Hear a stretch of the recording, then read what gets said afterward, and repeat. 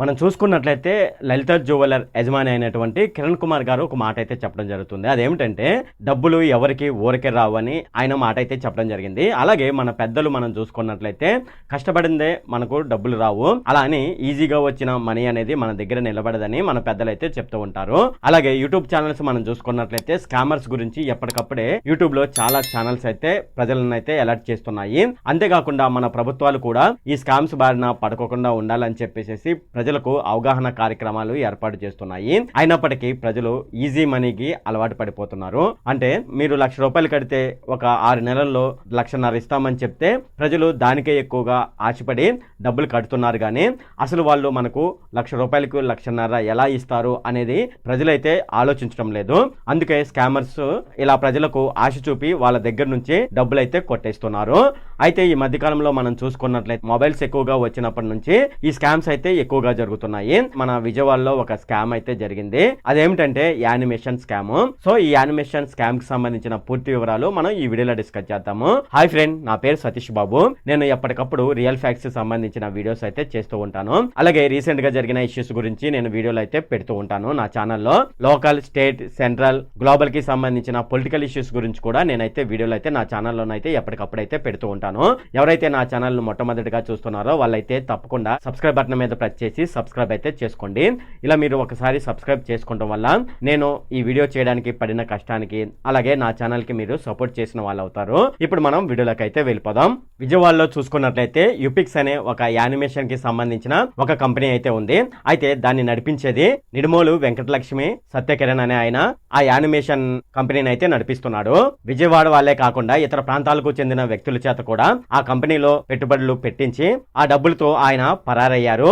దీంతో పలువురు వ్యక్తులు చేసిన ఫిర్యాదు మేరకు పోలీసులు అయితే సత్యనారాయణపురంలో కేసు అయితే నమోదు చేశారు. ఈ ఫిర్యాదు చేసిన వాళ్ళు పల్నాడుకు చెందిన వ్యక్తులు. అంటే ఇక్కడ ఈ యానిమేషన్ కంపెనీలో పల్నాడుకు చెందిన వ్యక్తులు కూడా పెట్టుబడి పెట్టారు. అయితే పోలీసులు ఈ కిరణ్ ని వెతకడానికి ప్రయత్నించినప్పుడు ఆయన అజ్ఞాతంలో ఉన్నట్లు తెలుస్తుంది. ఈ యూపెక్స్ కంపెనీకి యజమాని అయినటువంటి కిరణ్ కుమార్ ఏం చేశాడంటే, మేము దేశ విదేశాల్లో సినిమాలకు సంబంధించిన యానిమేషన్ అయితే చేసి వాళ్ళకి అందిస్తాము, దాని ద్వారా మేమైతే డబ్బులు అయితే సంపాదిస్తాము అని ప్రజలను నమ్మించి ఆ యానిమేషన్ కంపెనీలో పెట్టుబడులు పెట్టే విధంగా చేశాడు. ఇలా పెట్టుబడులు పెట్టిన తర్వాత అతను ఆ డబ్బులు తీసుకొని పరారయ్యాడు. సుమారుగా చూసుకున్నట్లయితే 400 కోట్ల మేర స్కామ్ జరిగినట్లు పోలీసులు అయితే గుర్తించారు. అయితే ఈ స్కామ్ లో ఇరుక్కున్న వాళ్ళు నరసరావుపేటకు చెందిన వాళ్ళే 80 మంది అయితే ఉన్నారంట. వాళ్ళు ఈ కంపెనీలో పెట్టుబడులు పెట్టి మోసపోయారు. అయితే ఈ స్కామ్ అనేది ఎలా బయటపడింది అనేది ఇప్పుడు చూద్దాము. అయితే ఇంతకు ముందు మనం చెప్పుకున్నాం కదా, ఈ కిరణ్ కుమార్ అనే వ్యక్తి పైన విజయవాడ సత్యనారాయణపురంలో కేసు నమోదైందని ఇంతకు ముందు చెప్పుకున్నాం కదా. అయితే ఈ కేసు నమోదైపోయిన తర్వాత పోలీసులు యుపెక్స్ పేరుతో కార్యకలాపాలు నడిపిస్తున్నటువంటి ఆ ఆఫీస్ కి అయితే పోలీసులు అయితే వెళ్లడం జరిగింది. అయితే ఆ ఆఫీస్ అయితే ఆయన 7 సంవత్సరాలుగా రన్ చేస్తున్నాడంట. తక్కువ పెట్టుబడి పెడితే ఎక్కువ లాభాలు వస్తాయని మొదట నమ్మించాడు ప్రజలను. నరసరావుపేటకు చెందిన త్రిపురమల్ల శ్రీనివాసరావు ఈ కిరణ్ మాటలు నమ్మి 3 కోట్లు అయితే పెట్టుబడి పెట్టాడు. ఆయన పెట్టడమే కాకుండా తన ఫ్రెండ్ అయినటువంటి దిలీప్ కుమార్ చేత కూడా 50 లక్షల రూపాయలు ఆ కంపెనీలో పెట్టుబడి పెట్టించాడు.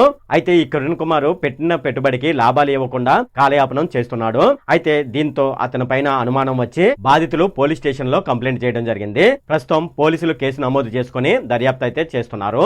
అయితే బాధితులు చెప్పిన దాని ప్రకారం మనం చూసుకున్నట్లయితే ఎవరైతే ఈ కంపెనీలో పెట్టుబడి పెట్టారో వాళ్ళు అప్పులు చేసి మరీ తీసుకువచ్చి ఈ కంపెనీలో పెట్టుబడి పెట్టారంట.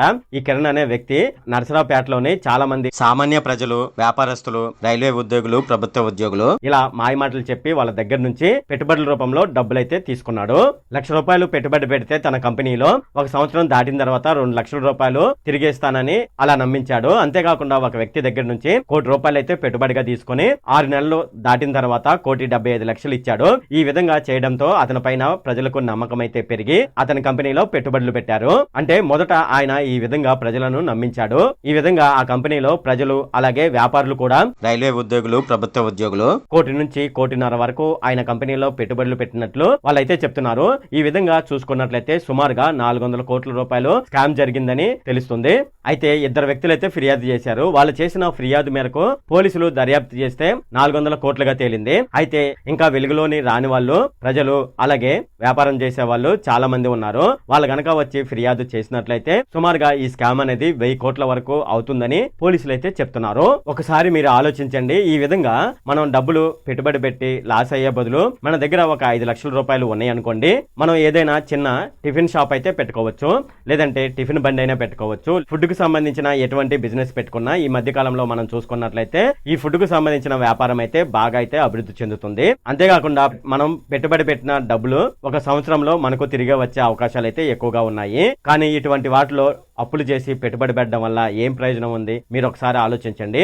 ఎవరు కూడా ఈజీగా మనీ వస్తుందంటే ఊరకనే నమ్మకండి. అది పెద్ద స్కామే అయి ఉంటుంది. వాళ్ళకు ఊరికనే డబ్బులు వస్తున్నాయి అనుకోండి, మన డబ్బులు ₹1,00,000 తీసుకొని 1,50,000 ఇచ్చే విధంగా ఉంటే వాళ్ళే ఆ కంపెనీలో పెట్టుబడి పెట్టుకొని వాళ్ళే డబ్బులు సంపాదించుకోవచ్చు కదా. మన వరకైతే ఎందుకు వస్తారు? మీరు ఒకసారి ఆలోచించండి. అయితే ఈ స్కామ్స్ మనం చూసుకున్నట్లయితే ఎక్కువగా చదువుకున్న వాళ్ళే దీనిలో బలైపోతున్నారు. అయితే ఇప్పుడు మనం చెప్పుకున్నటువంటి ఈ స్కామ్ లో చూసుకున్నట్లయితే రైల్వే ఉద్యోగులు అలాగే ప్రభుత్వ ఉద్యోగులే టార్గెట్ గా చేసుకొని కిరణ్ అనే వ్యక్తి వాళ్ళ దగ్గర నుంచి డబ్బులు తీసుకొని మోసం చేశాడు. సో ఈ స్కామర్స్ విషయంలో చాలా జాగ్రత్తగానైతే ఉండండి. ఇది ఫ్రెండ్ ఈ వీడియో ఎవరైతే చివరి వరకు చూస్తున్నారో వాళ్ళైతే జై హింద్ అని టైప్ చేయండి. ఈ వీడియో కనుక మీకు నచ్చినట్లయితే ఇక్కడ కింద ఉన్న రెడ్ కలర్ సబ్స్క్రైబ్ బటన్ మీద అయితే ప్రెస్ చేయండి. అలాగే ఈ వీడియోని మీ ఫ్రెండ్స్ అండ్ ఫ్యామిలీ మెంబర్స్ అయితే షేర్ చేయండి. అలాగే ఈ వీడియో సంబంధించి ఏమైనా కామెంట్లు ఉన్నాయి అనుకోండి, నాకు తప్పనిసరిగా కింద ఉన్న కామెంట్ సెక్షన్ లో అయితే తెలియజేయండి. ఈ వీడియో అంతే friend. Okay, thank you friend.